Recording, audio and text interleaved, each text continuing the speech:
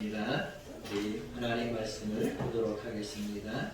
오늘 우리에게 주신 하나님 말씀은 신약성경 요한복음 말씀입니다. 요한복음 5장 말씀을 보겠습니다.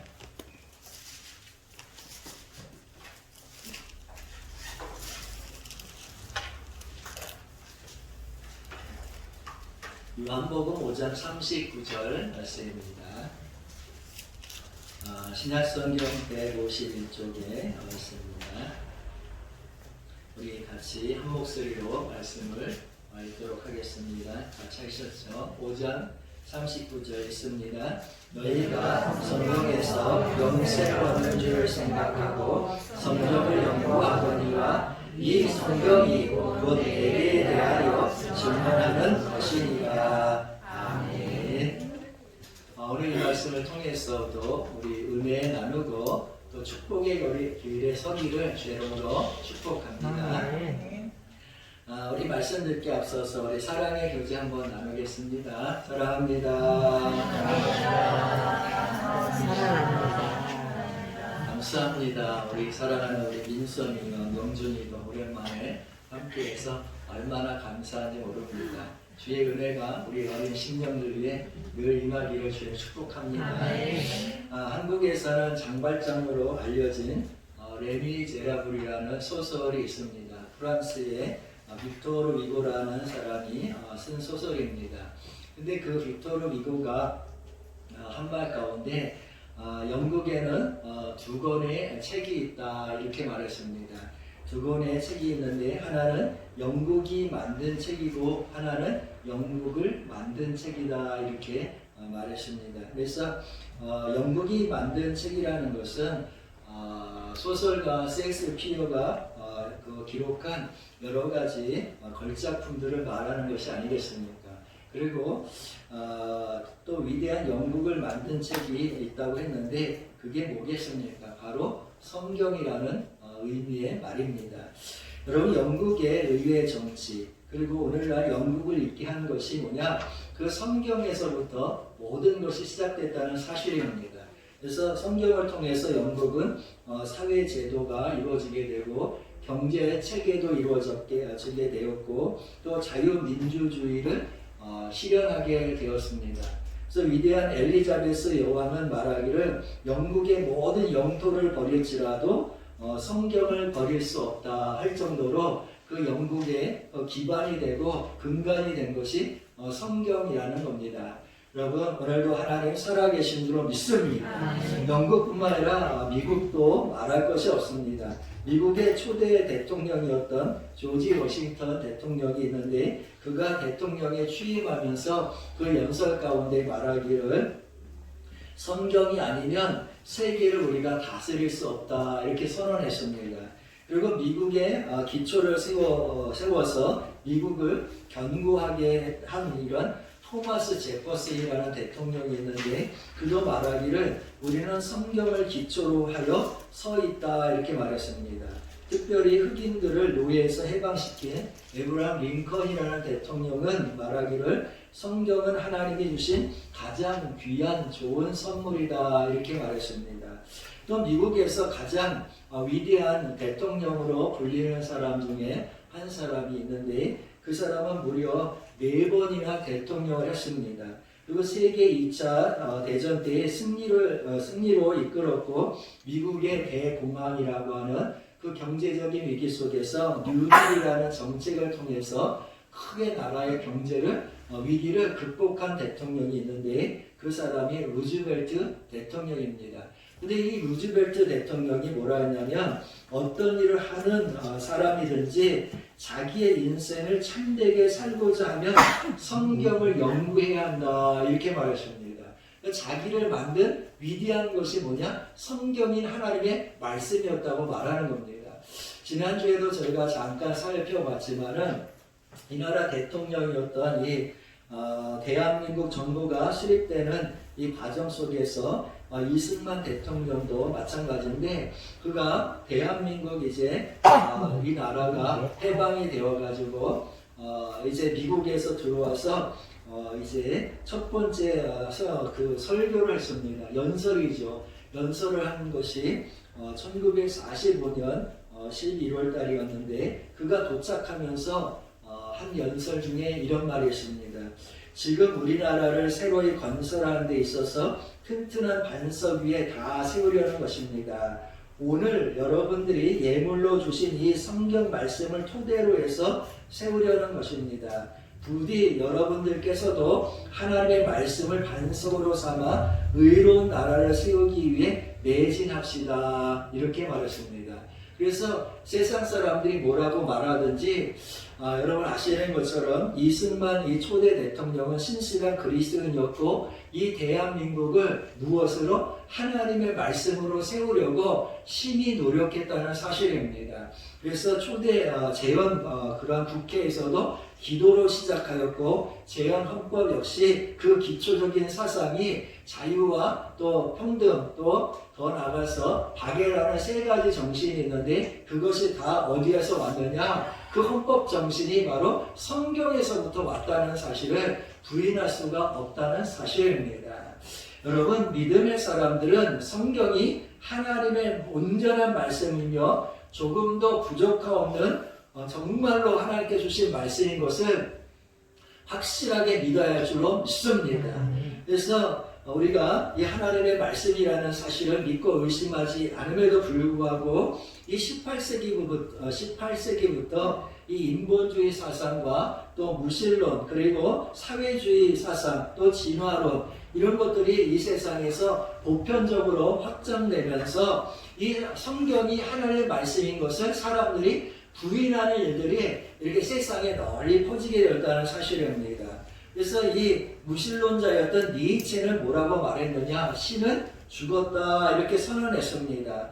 그런데 문제는 뭐가 문제가 됐냐면 이 성경이 하나님의 절대적인 말씀을 부인하게 되면서 세상이 어떻게 됐느냐 하는 겁니다. 하나님을 부인하자 여러분 인간이 가지고 있었던 정직한 윤리와 선한 양심이 무너지게 됐다는 사실입니다.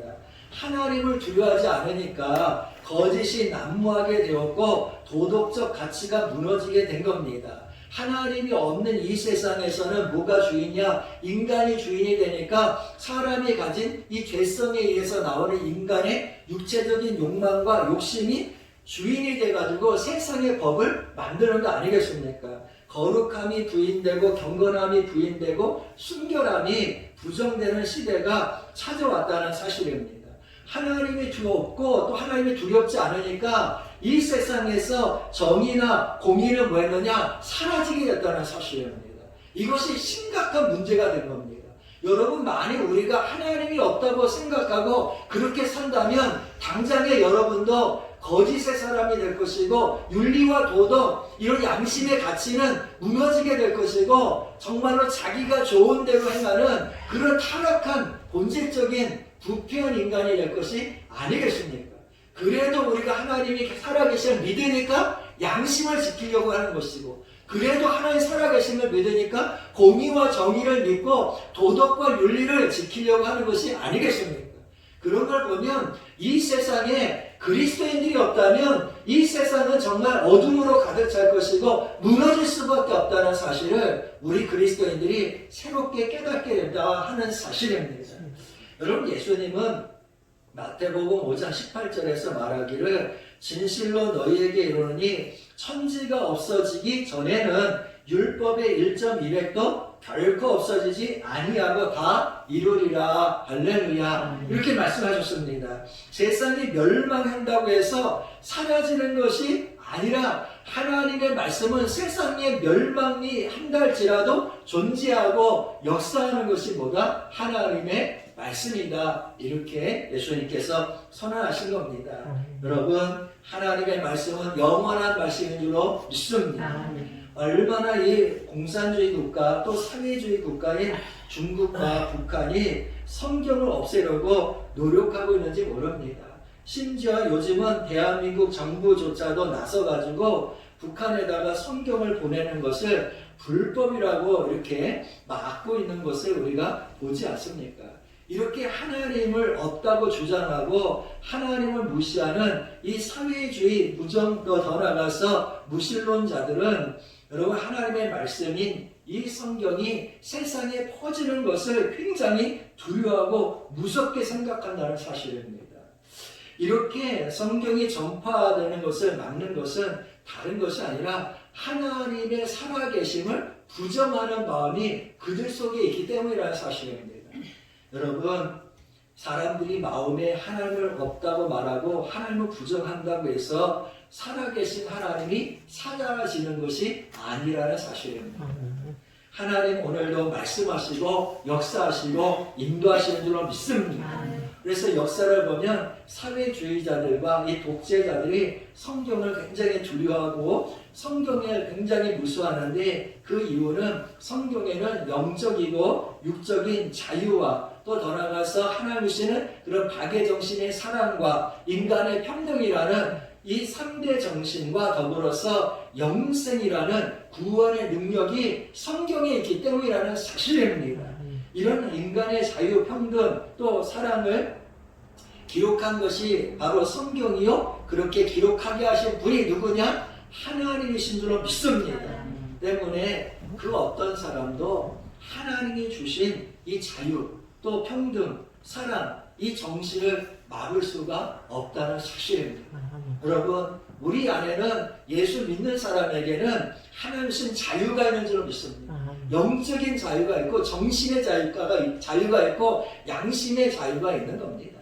여러분, 우리 예수 그리스도 안에는 예수 그리스도 믿는 우리에게는 하나님이 주신 온전한 그리스도의 사랑이 있는 줄로 믿습니다. 그 사랑으로 가정을 이루는 것이고 그 사랑으로 세상을 정말 영화롭게 하는 것이고 하나님의 주신 그 사랑으로 인하여 우리가 인내하고 참아내고 가정과 교회와 나라를 지켜가는 것이 아니겠습니까? 여러분, 하나님의 사랑이 꺼지면 세상의 등불은 꺼지는 겁니다. 하나님 주신 이 자유와 평등과 박의 정신이 꺼지는 순간 세상이 망하는 거 아니겠습니까? 그래서 누가 어떤 인간도 막을 수 없는 것이 하나님의 말씀이요 성경인 줄로 믿습니다. 우리나라 기독교 초대 역사를 봐도 그렇습니다. 여러분, 한국 선교 역사에 이런 일이 있었는데 1866년 8월 27일에 대동강을 통해서 제너럴 쇼만호라는 큰 배가 영국 상선이 한국에 들어오게 되었습니다. 그 당시에 역사에 대원군이 쇄국 정치를 이제 펴서 나라의 모든 문을 닫아놓고 있었을 때였습니다. 이 배는 조선군들의 이제 공격을 받게 되었고 대동강물이 이제 바다의 썰물 때문에 밀려나가면서 1866년 9월 2일에 양각도라는 곳에 이제 모래톱이 쌓여 있었는데 그만 배가 걸리고 말았습니다. 이 배에는 한국의 최초의 선교사로 알려진 27살 된 이 토마스 선교사가 타고 있었습니다. 이 토마스 선교사는 배가 파손되자 중국에서 가지고 온 성경책을 어떻게 했느냐, 대동강물에다 뭡니까? 다 던지게 되었습니다. 다 던지고 이제 자기의 성경책은 가슴에 한 권을 품고 이제 배를 탈출하게 되었습니다. 근데 배를 탈출한다고 해서 그가 살 수 있는 것이 아니지 않습니까? 겨우 헤엄쳐 나와서 대동강 강변에 도착했을 때 그곳에서는 그 조선의 병사들이 사람을 기다리고 있었습니다. 배에서 나오는 사람들을 일일이 칼과 창으로 찔러 죽이게 되었습니다. 그때에 박중건이라는 병사가 있었는데 그 박중건 병사 앞으로 토마스 선교사가 달려오는 겁니다. 그 박중건이라는 이 병사는 다 죽이니까 그를 찔러 이제 죽이려고 할 때에 토마스 선교사가 손을 내밀면서 그에게 손을 붙잡고 뭐 하느냐, 성경책을 이렇게 건네주는 겁니다. 그래서 얼떨결에 이 사람이 박중건이라는 사람이 성경을 닫게 되었습니다. 그가 말하기를 이렇게 말했습니다. 그 역사에 나오는 간증에 의하면 박중건이 말하기를 내가 그를 찌르려고 할 때에 그는 두 손을 마주 잡고 무슨 말을 한 후 붉은 배를 입힌 책을 가지고 웃으면서 받으라고 권하였다. 내가 죽이기는 하였으나 이 책을 받지 않을 수가 없어서 받아왔다. 이렇게 말하십니다. 당시에 대동강에는 그만 있었던 것이 아니라 구경꾼들이 많이 나와 있었습니다. 여러분, 배가 침몰하고 뭐 포를 쏘고 막 야단 나니까 사람들이 무슨 일인가 해서 막 구경 나왔는데 그때에 그곳에 12살짜리 어린 아이가 있었습니다. 최치량이라는 아이였었는데 그가 구경 나와다 보니까 대동강 물에 이렇게 보니까 책들이 뭐합니까? 떠내려오는 겁니다. 그래서 이 박치량이라는 그 12살짜리 아이가 그 책, 성경책인데 3권을 주워다가 그때 평양 성문을 지키는 영문주사라고 하는데 평양 그 성문을 책임지는 사람이죠. 그 사람이 박영식이라는 사람에게 3권을 건네줬습니다. 3권의 성경책을 건네받아 보니까 너무 좋은 거예요. 뭐가? 종이가. 무슨 내용인지는 모르지만 종이가 너무 좋은데 그 당시에 귀하고 귀한 게 뭡니까? 종이가 아니겠습니까? 그래서 어디서 났느냐 물으니까 저기 대담강 물에 이런 것이 많이 둥둥 떠다닌다 이렇게 말합니다. 그래서 이 영문 주사였던 박영식이가 사람들을 데리고 가가지고 성경책을 다 뭡니까? 수거해서 자기 집으로 가져갑니다. 수거한 책이 약 500여 권이나 되었습니다. 그래서 그 책을 어떻게 했느냐 쌓아두면 안 될 것 같아서 가만히 보니까 집집마다 뭐합니까? 구멍이 난 곳이 많더라는 거예요. 그래가지고 종이가 귀한 시대니까 그것을 다 잘라가지고 도배를 합니다. 문에다가도 붙이기도 하고 천장에다 붙이고 벽에다 붙이고. 그래서 성경 말씀이 어떻게 했냐? 들어가도 성경 말씀이요. 나와도 뭡니까? 성경 말씀. 천장에도 이렇게 누워가지고 천장을 봐도 뭡니까? 성경 말씀으로 가득하게 되었습니다. 여러분 그렇게 집에 성경 말씀이 가득한데 이가 어떻게 예수를 믿지 않을 수 있다는 말입니까? 당연히 누워도 예수, 야소라는 것이 이렇게 보입니다. 저 야소가 도대체 누굴까? 곳곳마다 야소에 대한 이야기가 가득하지 않습니까? 그래서 그 후에 시간이 흐른 후에 박영신이라는 이 사람은 예수를 믿고 구원받게 됩니다. 근데 세월이 이제 그 당시가 1866년이었는데 우리 기독교 교회 역사를 보면 정식으로 교회가 그 아펜젤러라든지 언더우드가 1885년에 들어오지 않습니까? 20여 년이 세월이 뭡니까? 흐른 겁니다. 20여 년이 흐른 후에 이 성경책을 주었던 12살짜리 아이가 30대가 되었습니다. 근데 이 최치량이가 자라면서 장사를 하는 장사꾼이 되었습니다. 장사꾼이 되어서 돈을 많이 벌게 되었는데 참 하나님께서 길을 인도해 주셨는지 모르지만은 집을 하나 사게 되었는데 누구 집을 사게 됐냐? 박영식의 집을 사게 되었습니다. 박영식의 집에는 뭐가 도배되어 있습니까? 성경이 도배되어 있는 집입니다. 그래가지고 최치량이가 그 집을 뭐로 만들었냐? 여관을 만든 겁니다. 여관을 만드니까 무슨 일이 있습니까? 사람들이 오르락 들으락 나락하면서 뭘 저절로 보게 됩니까? 하나님의 말씀에 성경을 보게 됩니다. 그 후에 모페 선교사가 그 집에 거하게 돼서 이제 여관에 머물러서 누워보니까 사방을 보니까 뭐로 가득 차 있습니까? 하나님의 말씀이 다 도배되어 있는 거예요. 모페 선교사가 깜짝 놀랍니다. 어떻게 이런 일이 있느냐? 그래가지고 그 주인인 최치량을 불러서 어떻게 됐느냐 했는데 자기는 모른다는 거예요. 그 전 주인이었던 박영식이라는 사람이 이렇게 가지고 한 20여 년 전에 이런 일이 있었는데 그 성경책을 가져와서 뭐 했다는 겁니까? 집을 다 도배했다는 겁니다. 할렐루야. 놀라운 일이 아니겠습니까?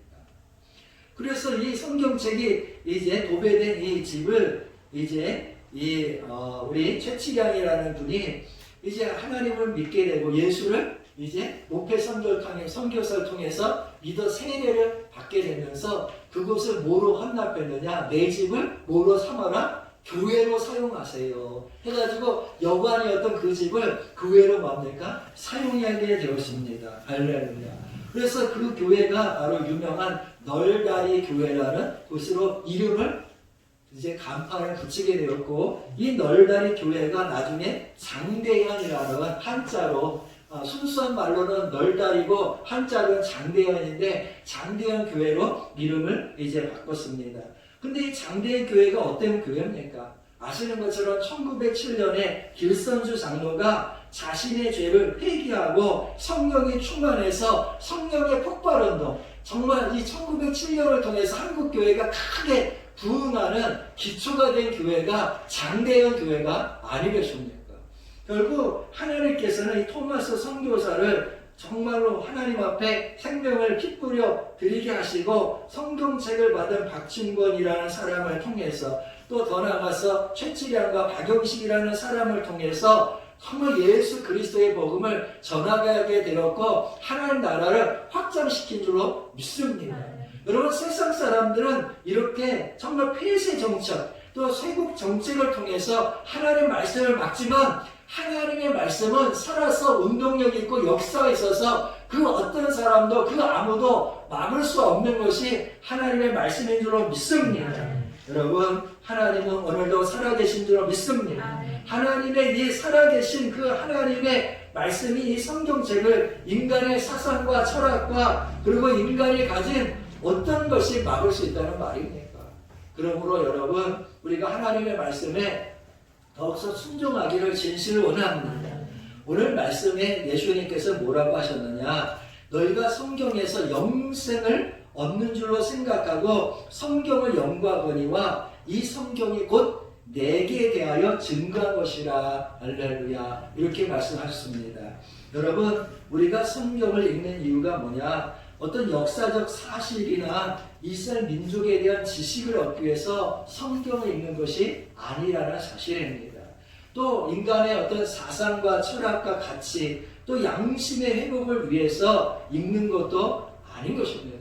그럼 우리가 성경을 읽는 유일한 이유는 뭐냐? 무엇보다 영생을 얻기 위해서 그 영생을 얻어 천국에 가기 위해서 성경을 읽는 줄로 믿습니다. 그 성경의 핵심이 누구냐? 예수라는 사실입니다. 그래서 성경을 읽을 때 누굴 만나야 되느냐? 예수를 구세주로 만나기를 주로 축복합니다. 가끔가다 하나님을 부인하는 이런 무신론자들이나 진보주의에 속해 있는 사람들의 이야기를 듣다 보면 자신들도 과거에 성경을 많이 읽고 연구했다고 이런 말하는 사람들이 있습니다. 근데 놀라운 일은 뭐냐? 이런 분들이 만난 예수는 영생의 주 예수가 아니었다는 겁니다. 어떤 진보주의에 속해 있는 사람은 성경에서 혁명주의인 예수를 만났다고 말하는 사람이 있습니다. 어떤 사람은 성경에서 해방자 예수를 만났다는 겁니다. 어떤 사람은 페미니스트로서의 어떤 여성 운동을 하면 예수를 만났다는 겁니다. 어떤 사람은 노동 현장에서 노동자들과 함께 일하는 그런 예수를 만났다고 말하고 어떤 사람은 소외되고 고난받고 가난한 사람들을 위로하는 위로자 예수를 성경에서 만났다는 겁니다. 때문에 그들은 예수를 주 예수라고 부르지 아니하고 해방자로 부르기도 하고 혁명가라고도 부르기도 하고 어떤 이런 여성 운동가라고 예수를 부른다는 겁니다. 그런데 중요한 사실은 뭐냐? 예수님은 자신을 뭐라고 말했느냐? 이게 중요하다는 사실입니다. 다른 사람이 뭐라고 말했냐가 아니라 예수는 나를 그 자신을 뭐라고 얘기한다는 겁니다. 여러분 예수님께서 마태복음 16장 말씀에 보면 제자들과 함께 가실 때에 한 가지 질문하셨습니다. 여러분 세상 사람들은 나에 대해서 뭐라고 말하느냐? 이렇게 질문하셨습니다. 그러니까 제자들이 여러 가지 이야기를 했습니다. 근데 그 후에 예수님께서 뭘 질문하셨습니까? 그러면 너희는 나를 누구라고 하느냐? 이것이 중요한 거 아니겠습니까? 여러분 베드로는 예수 그리스도가 그리스도시고 하나님의 살아계신 하나님의 아들이시다고 고백한 줄로 믿습니다. 그러면 여러분도 그 예수를 어떻게 정말로 고백할지를 생각해야 된다는 겁니다. 여러분에게서 예수는 어떤 분입니까? 영생의 주님이십니까? 아니면 진실로 예수는 혁명가이고 해방자입니까? 예수는 진실로 가난한 자와 헐벗은 자를 위해서 위로자로 오신 그런 사람입니까? 여러분 예수는 정치가도 아니었습니다. 그분은 자신을 가리켜서 한 번도 나는 정치가이다 말한 적도 없고 페미니스트라고 말한 적도 없습니다. 여러분 그분은 자신을 혁명가라고 말한 적도 없다는 사실입니다. 그럼 예수는 자기를 뭐라고 말했습니까? 그분은 자신을 가리켜서 나는 생명의 주라고 말했다는 겁니다. 영생의 주인이라고 말했다는 겁니다. 나를 통하지 않고는 하나님의 나라에 갈 자가 아무도 없다라고 분명하고 명확하게 말했다는 사실입니다. 오늘 본문은 예수 그리스도의 말씀으로서 성경을 통해서 우리가 영생을 얻는 방법을 알 수 있다는 사실입니다. 여러분, 우리가 성경을 통해서 예수 만나기를 주님 축복합니다. 우리가 만나야 예수는 뭐냐? 영생의 예수인 줄로 믿습니다. 오늘도 많은 사람들이 영생의 주님이신 예수를 만나기 위해서 성경을 읽어야 되는데 그렇지 못하고 잘못된 지식과 잘못된 목적을 가지고 성경을 읽는 분들이 참 많이 있습니다. 어떤 사람은 정치적인 목적을 위해서 성경을 읽습니다. 어떤 사람들은 자신의 사상을 정당화시키기 위해서, 어떤 사람은 여성 해방자로서 예수를 포장하기 위해서, 어떤 사람은 노동자와 농민들과 소외되고 가난하고 눌린 사람들의 해방자로 예수를 만들기 위해서 잘못된 목적을 가지고 성경을 읽는다는 말씀입니다. 그러나 예수는 너희가 성경에 영생이 있는 줄 알고 성경을 읽는데 그 성경이 곧 누구에 대해서? 내게 대하여 한 말이라고 말씀하셨습니다. 여러분, 영생의 주를 만나야 될 줄로 믿습니다. 그래서 성경은 여러분 시편과 잠언, 전도서 같은 문학들이 있습니다. 그러나 성경은 문학책이 아니지 않습니까? 물론 성경은 미래를 예언하는 말씀이 가득하지만 성경은 예언을 목적으로 해서 기록한 예언서도 아니라는 사실입니다. 또 성경은 인간의 양심을 회복시키기 위해서 기록된 말씀도 있지만 양심을 회복시키기 위한 어떤 인간의 철학적 그런 사상 그런 집도 아니고 묵상집도 아니라는 사실입니다. 그렇다고 해서 성경이 역사서입니까? 그것도 아니라는 겁니다. 여러분, 과학의 현상을 설명하는 과학 잡지도 아니고 또 성경에는 물론 문학과 시와 역사, 예언, 인간이 이해하지 못하는 자연 현상들 이런 것들이 다 있고 또 인간이 회복해야 될 선한 양심의 문제, 윤리, 도덕 이런 문제도 다 다룹니다. 그러나 가장 중요한 것은 성경을 기록한 목적이 뭐냐? 바로 성경의 핵심이 그 영생의 주가 예수라는 것을 말씀하기 위해서 성경이 기록되어 있다는 사실입니다. 이 예수를 만나야 한다는 사실입니다.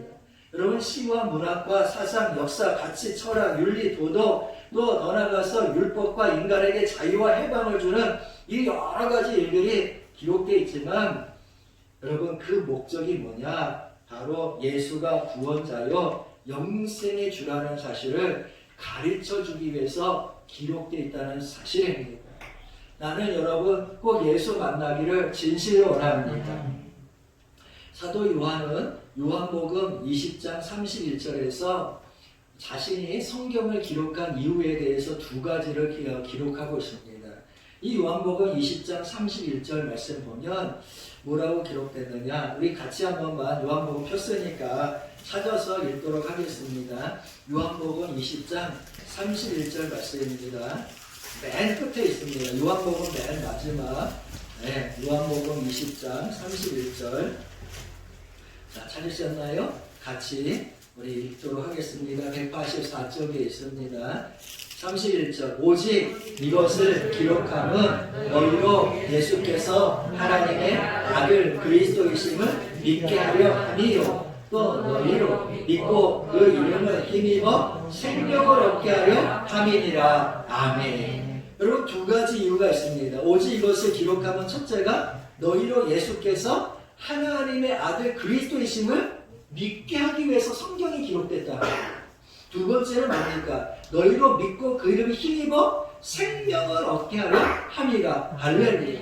첫째는 예수 그리스도를 믿게 하기 위함이요 그 예수를 믿어서 뭘 얻기 위함이다? 영생, 생명을 얻게 하기 위해서 이 성경을 기록했다고 분명히 성경은 말씀하고 있는 겁니다.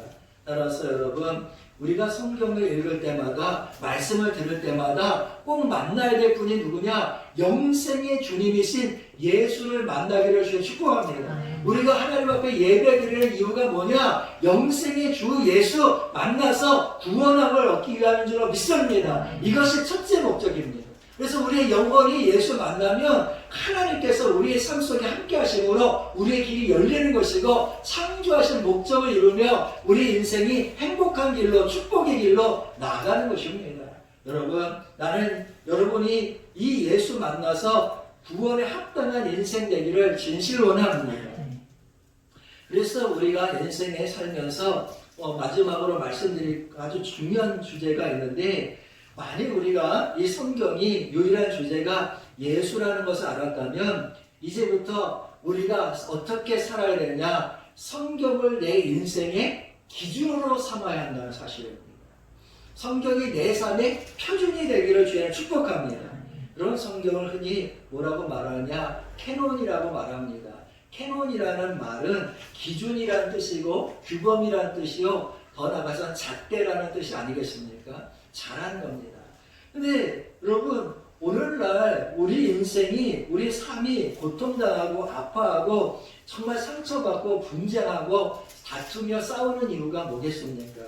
기준이 서로 다르기 때문이라는 사실입니다. 표준 잣대가 없기 때문이라는 겁니다. 여러분, 하나님의 말씀인 성경을 기록한 채 사회의 그저 현상, 또 인간이 만든 법, 제도, 그리고 서로 다른 자신의 양심의 잣대를 가지고 해결책을 찾으려고 하니까 이 다양한 사회 현상 속에서 자꾸 부닥치는 겁니다. 각자가 다른 양심의 기준에 부닥쳐서 분쟁하게 되고 싸우게 되고 다투게 되는 것이 아니겠습니까? 여러분, 사람의 심령은 다 부패한 겁니다. 여러분, 하나님을 버린 인본주의의 가장 큰 문제가 뭐냐? 자기 중심적인 그런 사상으로 그 자기 중심적으로 생각한다는 겁니다. 자신이 주인이 돼가지고 자신의 그 썩은 양심이 마치 표본인 것처럼, 중심인 것처럼 이야기한다는 사실입니다. 이 썩은 양심이 어떻게 여러분 기준이 될 수 있겠습니까? 세상에 권세를 가진 사람들이 한결같이 말하기를 없는 사람을 위해서 법을 만든다고 합니다. 나약한 사람들에게 힘을 주기 위해서 법을 만든다고 합니다. 여러분, 그런 것은 다 거짓말이라는 겁니다. 인간이 정말로 법을 만들고 규약을 만드는 것은 있는 자를 위한 것이요, 자기의 영화를 위한 것이요, 자기의 삶을 평안하기 위해서 만드는 것이지 없는 자를 위한 것이 결코 아니라는 겁니다. 왜냐? 사람은 정말로 그 자기 중심적으로 법을 만들고 자기의 영화를 위해서 살기 때문입니다.